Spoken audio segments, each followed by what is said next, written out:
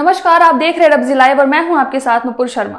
देश में भाजपा की ताकत बढ़ने के बाद पार्टी ने ऐसा जाल बिछाया कि यहां चुनावों में लगभग सभी दल हिंदुत्व का राग अलापते नजर आते हैं, जिसकी वजह से एआईएमआईएम प्रमुख असदुद्दीन ओवैसी ने मोदी के खिलाफ जोरदार हमला बोला है।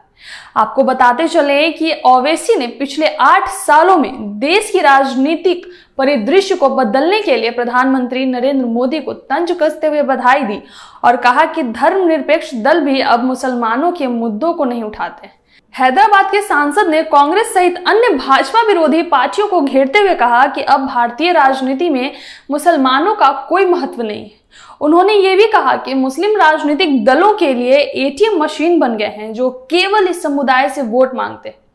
ओवैसी ने कहा है कि मुसलमानों पर अत्याचार के मुद्दे पर कोई नहीं बोलता, इसलिए मुसलमान अदृश्य हो गए।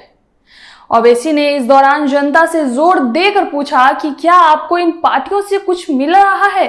उन्होंने कहा कि अगर आपको लगता है कि मैं गलत हूं तो आप नेता बन जाइए और मैं आपके लिए काम करूंगा, लेकिन याद रखें कि आप बिल्किस बानो को क्या जवाब देंगे।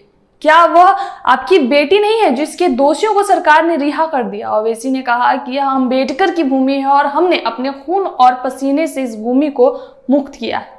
उन्होंने ये भी कहा कि इस कार्य में मुसलमानों ने सबसे अधिक बलिदान दिया।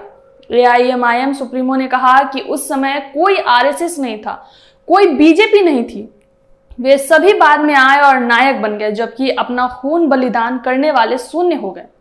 ओवैसी ने मोदी पर हमला करते हुए कहा कि मन की बात और मित्रों बोलने से पेट नहीं भरता। उन्होंने कहा कि मुल्क में सबसे बड़ा मुद्दा महंगाई और रोजगार का है।